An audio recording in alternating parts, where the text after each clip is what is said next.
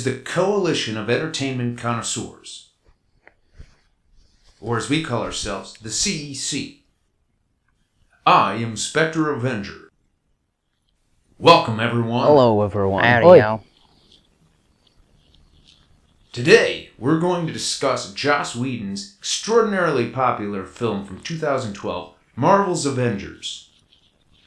Well, if there are no objections, I think I will start us off. Okay. I'd like to begin by stating that I actually liked this film quite a bit. It was definitely my favorite film from 2012.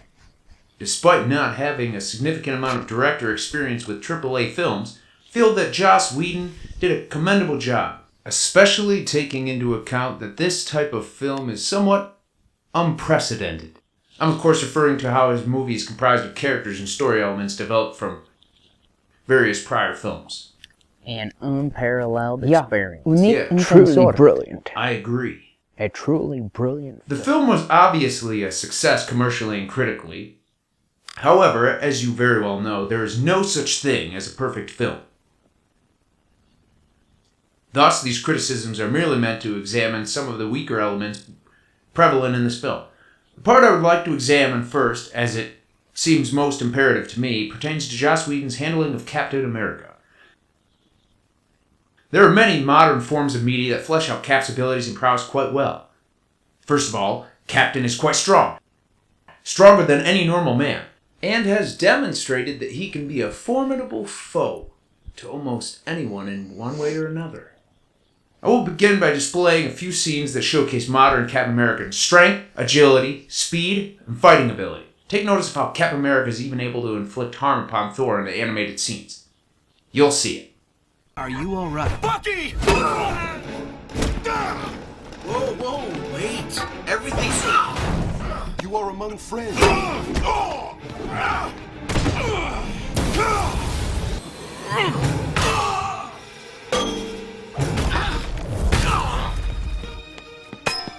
Stand aside, boss! Thor!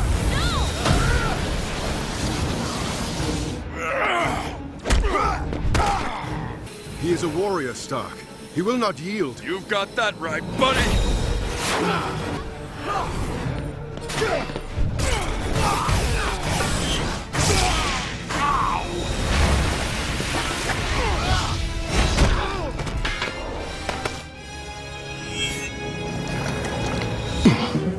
It's been 2 of their Earth months. He still hasn't broken. He hasn't given us anything. He's taken punishment that no human should be able to withstand. Our scientists, our shaman, they have no idea what's keeping him going.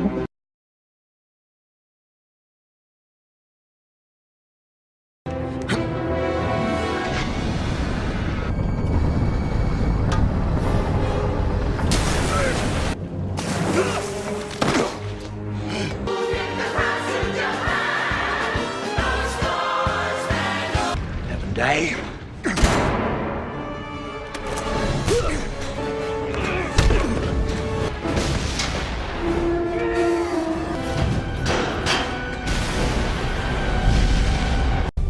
Either you help us bring them in, or we'll bring you in.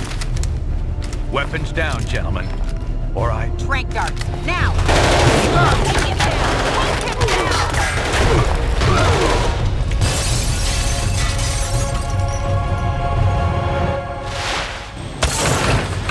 Keep us moving, son, if you want to stay conscious.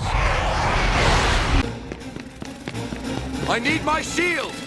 As you can see, Captain America displays a rather impressive multitude of skills throughout those clips. Those animated clips were from the Avengers Earth's Mightiest Heroes, were they not? Yes, they were. That was a delightful series.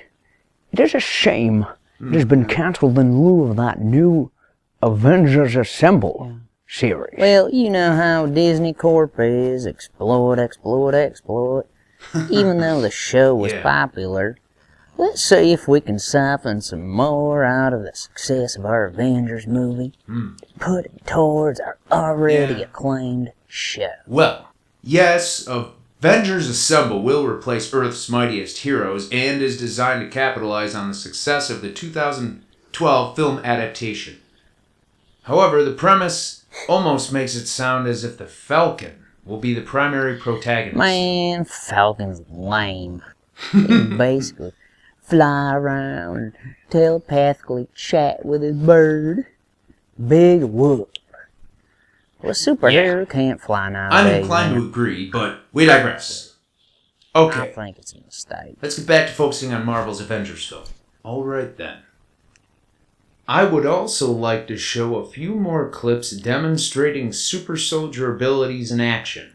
I have a scene or two of super soldier Emil Blonsky in the very well done Incredible Hulk film from 2008, as well as a scene of super soldier Red Skull and Captain America, the first Avenger from 2011.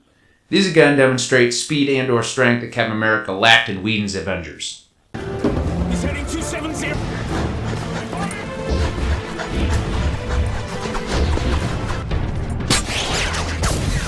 Remember me?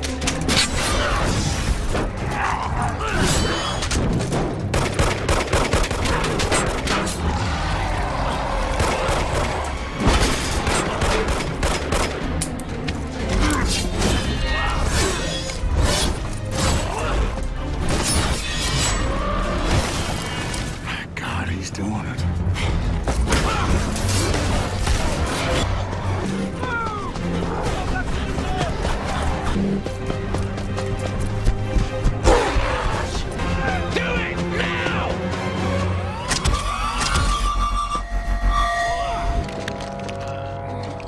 Open it! Quickly before he gets...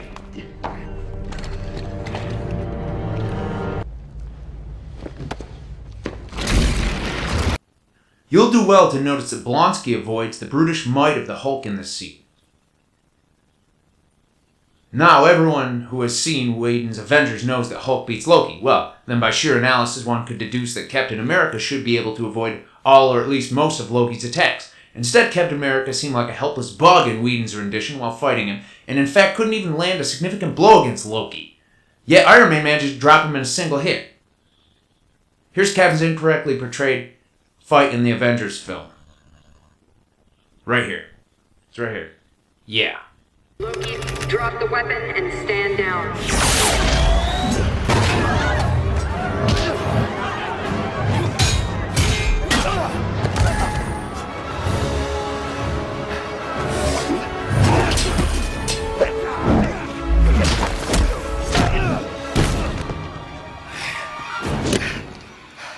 Neil.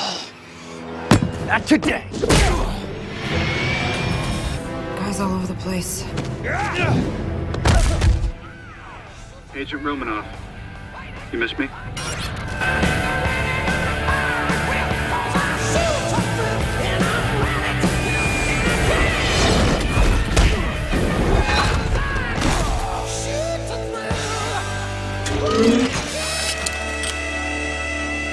Making moves, reindeer games.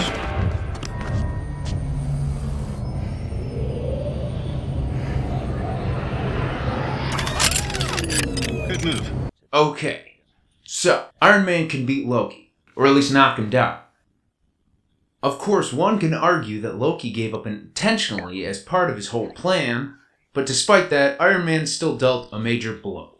Iron Man can contend with Thor also, as displayed by their fight scene. Oh, and by the way, the only real reason there was a Thor versus Iron Man fight to begin with was because the producers demanded it based on the popularity of the two characters in their respective films. Exploit, exploit, exploit, money, money, money. Exactly.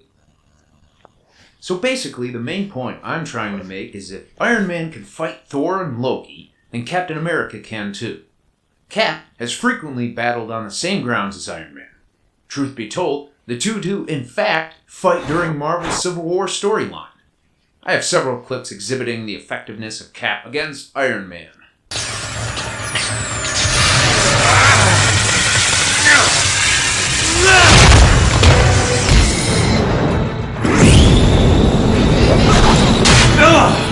Need to give repair systems some time.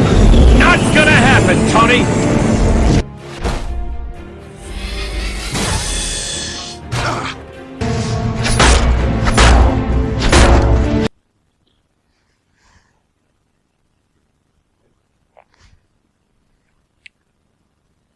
Anyways, there's plenty of material that shows Captain America as a more capable superhero than Joss Whedon decided to portray him. Personality, appearance, dialogue, and even his comedy were all perfect. He merely needed to possess more of his combat skills and strength. One other part that was massively problematic for me was a scene when S.H.I.E.L.D. helicarrier was under attack by Hawkeye and Cap, who was without a shield for any real reason. Tony Stark had enough time to get a suit. How did Cap not have enough time to get his shield? Why wasn't it already strapped to his back, or at least close by for that matter? And then to make matters worse, a one-on-one gun battle ensues between Cap and a villain lackey, and Iron Man has to save the damsel Captain America again? What happened to his super speed, which would absolutely affect his reaction times and skill with a gun? Plus, he's frequently been shown dual-wielding a gun and shield in his own movie. I don't get it. Level 4. Avenger 3. I'll meet you there.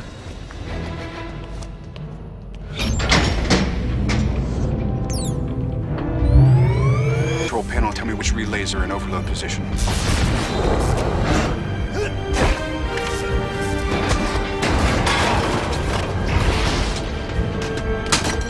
Word.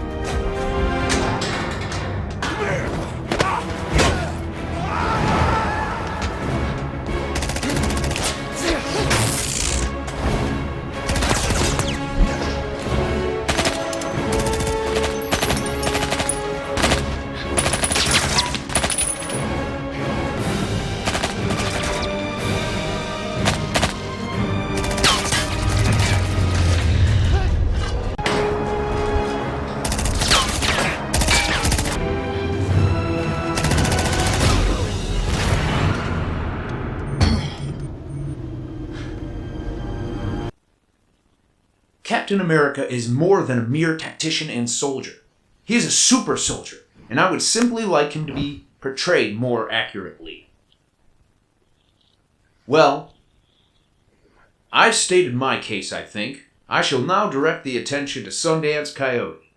Sundance, you're up. Thanks, Spectre. Although I do agree that Captain America didn't get a square deal, my squabble was more with the movie's Hulk. Louis Leterrier and Edward Norton both put a lot of effort and consideration into creating a powerful Hulk in 2008 Incredible Hulk film. The CGI in that film accounts for practically everything, and even it even provides it even provides Hulk and Abomination with working veins. You know. However, the Hulk in the Avengers film has a chubby gut on him, and he looks like a big green gorilla walking around. I reckon that Norton's Hulk fought Ruffalo's Hulk. Norton's Hulk would probably win. I mean, he just looks more ferocious and not so goofy. 2008 Hulk looked like a monster. But, you know, he's like a completely muscular machine capable of destroying nearly anything. When I see the 2012 Hulk, I can't help but chuckle.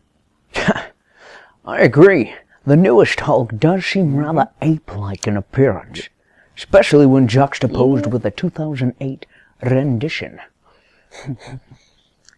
You're preaching to the choir, friend. He simply doesn't possess the body definition and intricate coloration that Norton's Hulk had. Here's some clips showcasing Norton's Hulk's appearance versus the Ruffalo Hulk.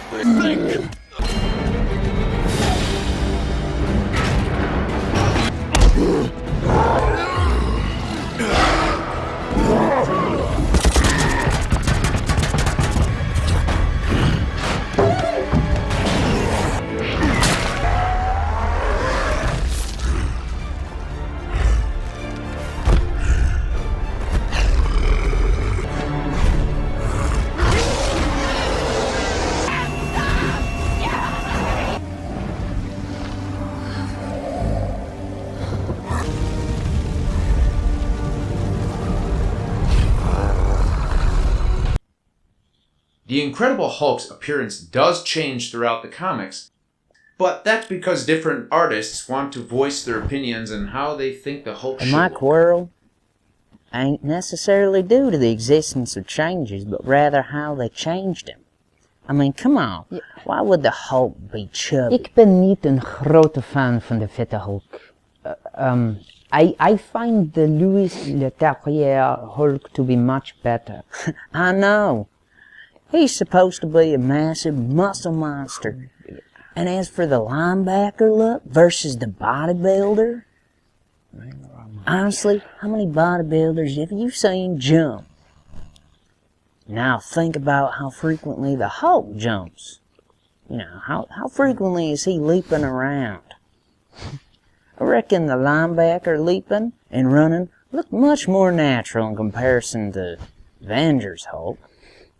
I mean, honestly, half expected the version to start running around on his fists like a big old hairy gorilla. In fact, if memory serves me well, and it always does, this monkey Hulk does actually steady himself and walk a little bit like an ape. Particularly during the final battle scenes. I had a proper laugh when I saw that. Big old monkey Hulk. Yep.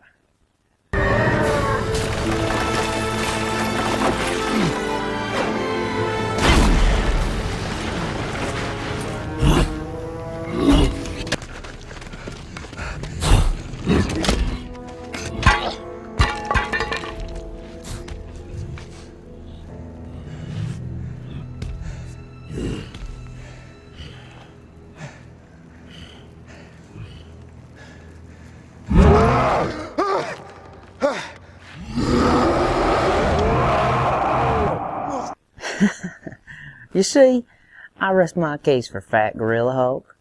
As for Mark Ruffalo playing Bruce Banner, I feel he did a moderate job for what he had to do, even though he didn't actually have to keep my attention for an entire film like Norton did.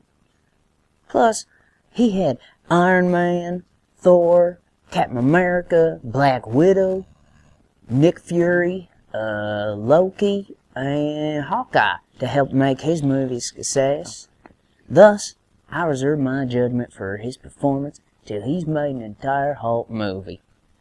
After all, the only reason Edward Norton wasn't able to reprise his role because Disney is too cheap to pay actors, even though their films are generally ridiculously lucrative. The thing happened the same with Terrence Howard in the Iron Man movies.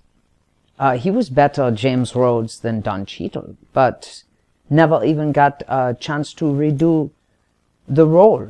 Tell me about it. These actors aren't replaced because they're not any good at their roles, or even because there's a better actor for the part. They're replaced simply because these greedy money mongers don't want to spend a buck. That certainly wasn't right. Well, this conversation sort of leads me into my next point anyway, so I think I'm gonna move on. Joss Whedon claimed that his Bruce Banner in the Avengers didn't want to turn into the Hulk more than the Edward Norton version. I'm sorry to say, I can't agree with that at all. Norton's Bruce Banner is continually worried about changing into the uncontrollable beast that is the Hulk throughout his film. Mark Ruffalo's Banner, on the other hand, just seems cocky and snooty. I got some clips showcasing, Norton's Banner trying not to change it, versus Ruffalo's Banner being kind of a jerk. See how smug Ruffalo's Banner looks?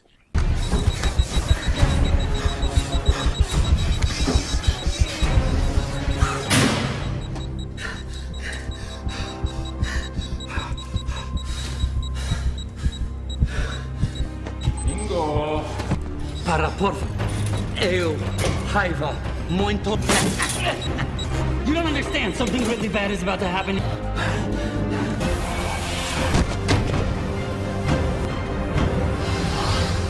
He needs me in a cage. No one's gonna put you in a... I'm sorry. That was mean. We do this the easy way. The other guy doesn't make a mess. Just you and me.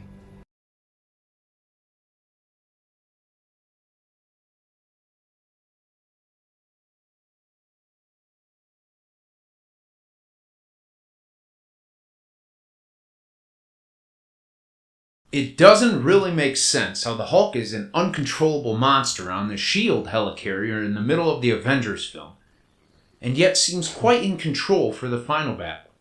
They never actually showed any sufficient reason for these two polar opposite states of the Hulk. And I'm sorry, but the whole "I'm always angry" aspect didn't clarify a thing. It was nonsensical and didn't justify sporadic Hulk control. Yep. It didn't make no sense to me neither.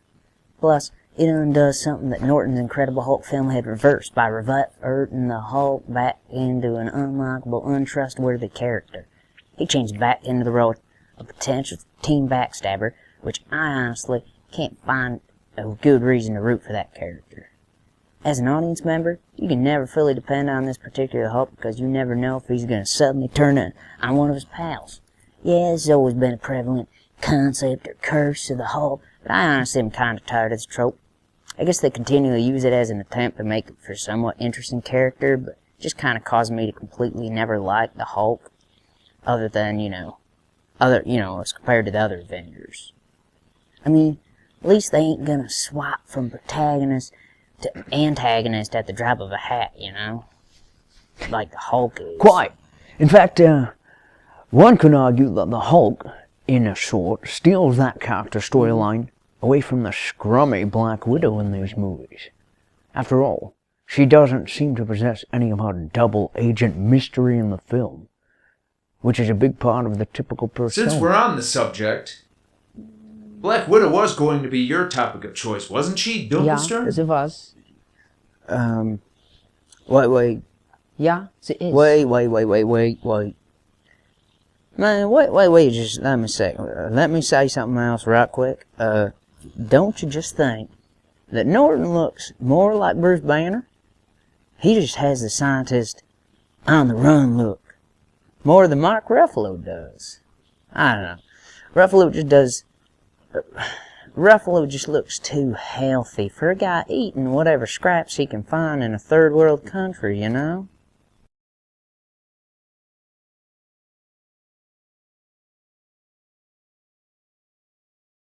The direct route. The direct route.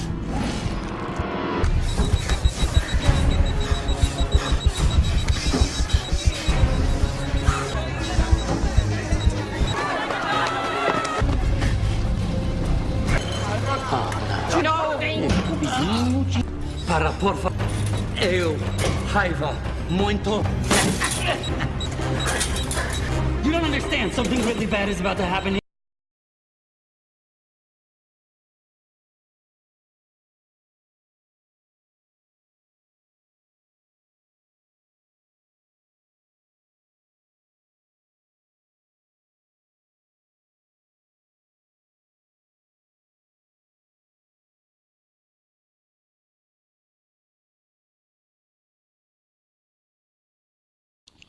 Clear as day to me. Agreed.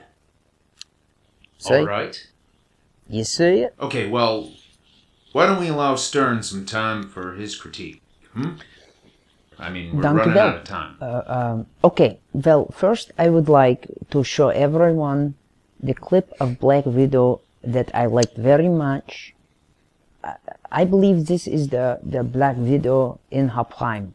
In her prime, yes. Hey, you can't come here.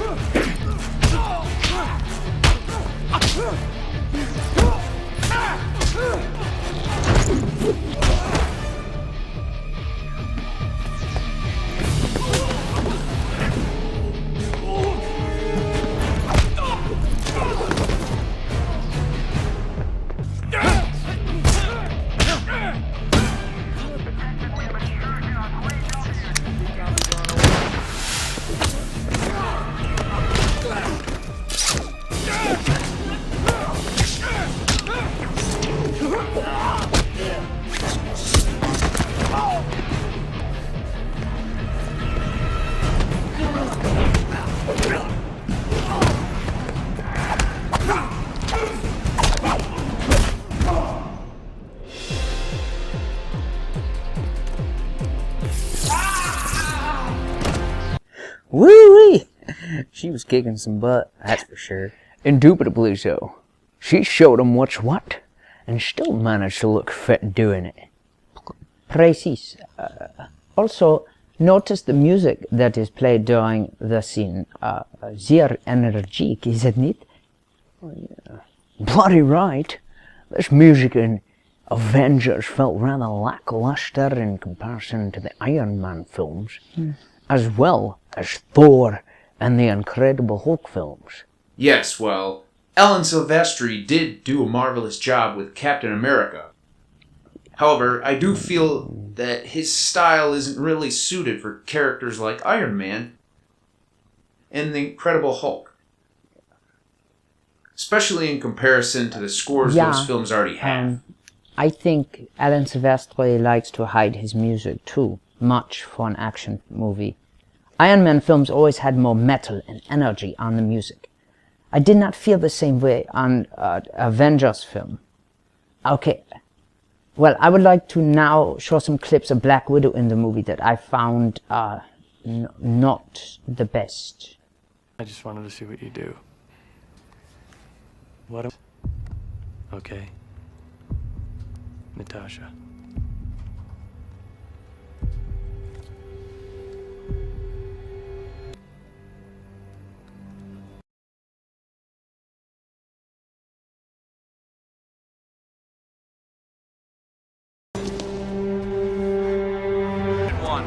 It's Barton.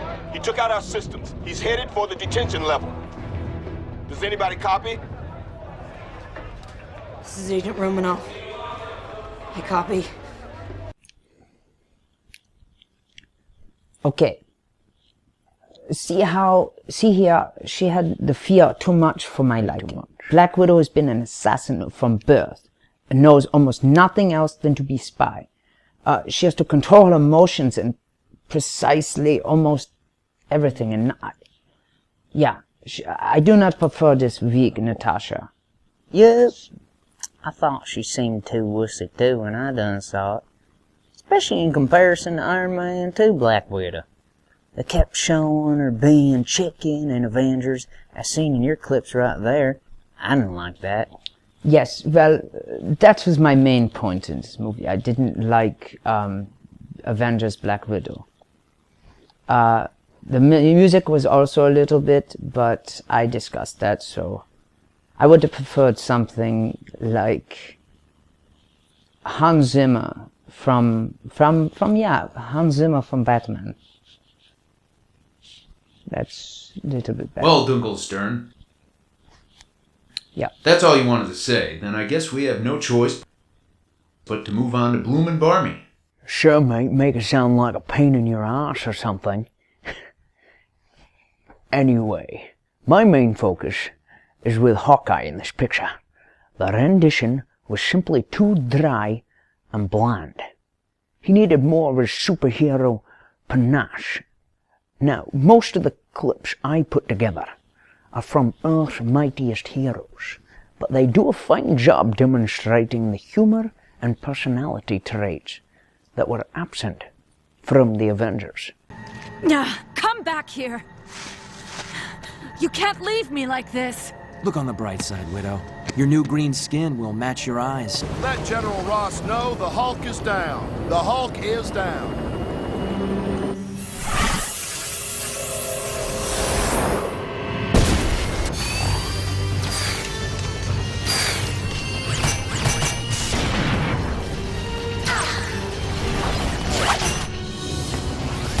Leave Hulk alone. Leave you alone? I just saved your green hide. And now you get to return the favor. I need some help. Call the Avengers. The Avengers are the ones I'm trying to save. Not to mention the whole world. There's a big green energy dome, turning everyone into gamma monsters. You want someone to fight monsters? You should ask them. I don't need them, smart guy. And I don't need you. I need Banner. Banner's not home. Now leave me alone. Listen, Bigfoot. If you don't give me Bruce Banner in the next 3 seconds, bottom line, I will take you down.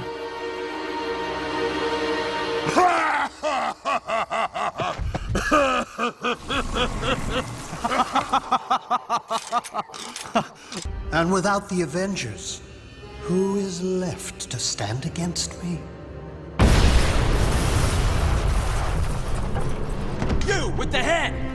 Freeze. That's okay. I've got an arrow for each of you. Too bad you're such a lousy shot then, cucumber head. I'll stay if Cupid stays. You wanna go, J-Jaws? Right here and now? Let's do this!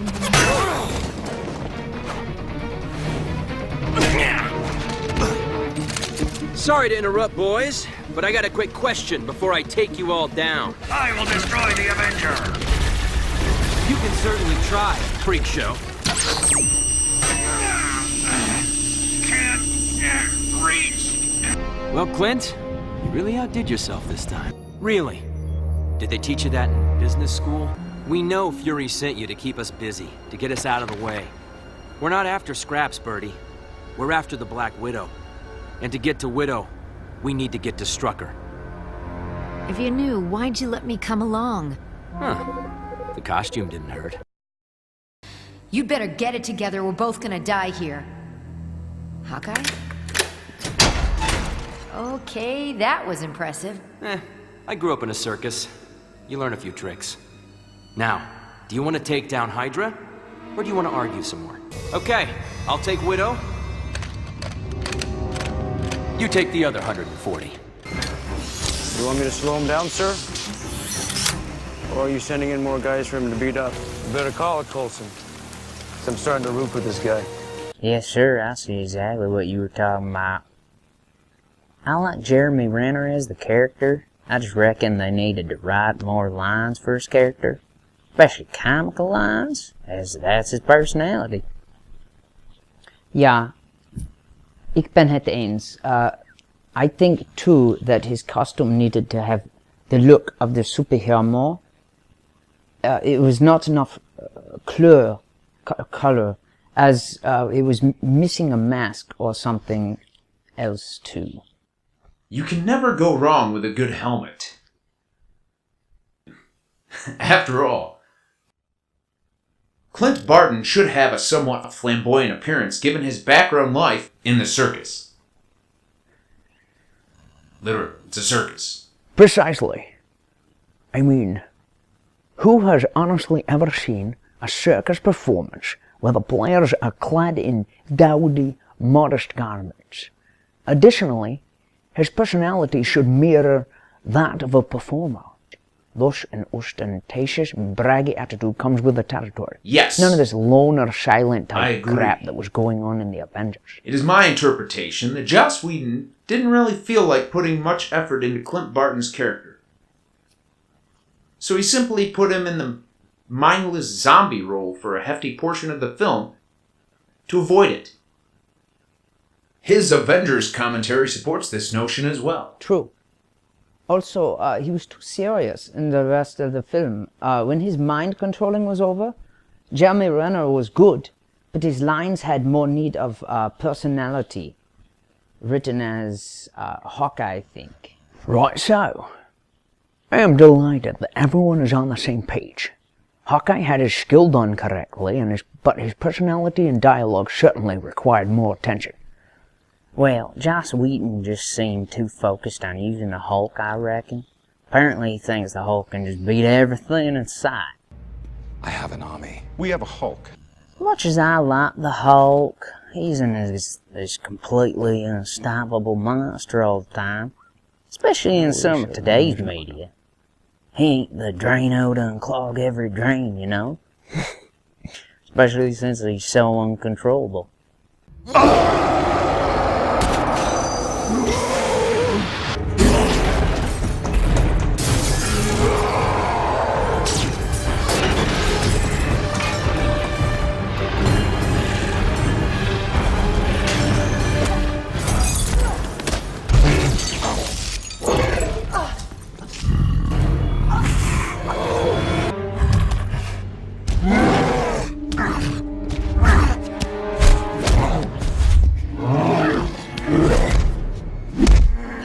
They're not your enemy's banner. Try to think!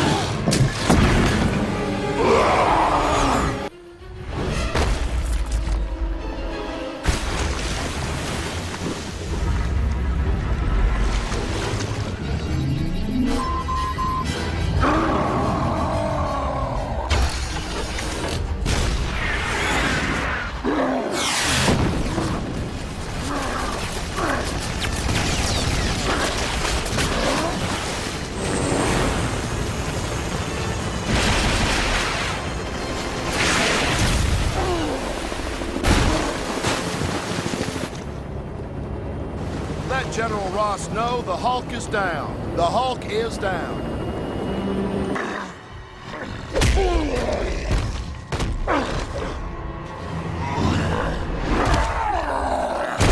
Always beat you, Hulk.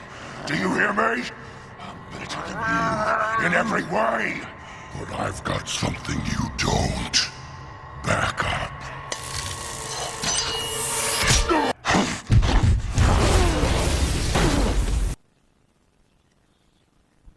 Well, Loki oftentimes uses Hulk for his own malice, if I'm not mistaken.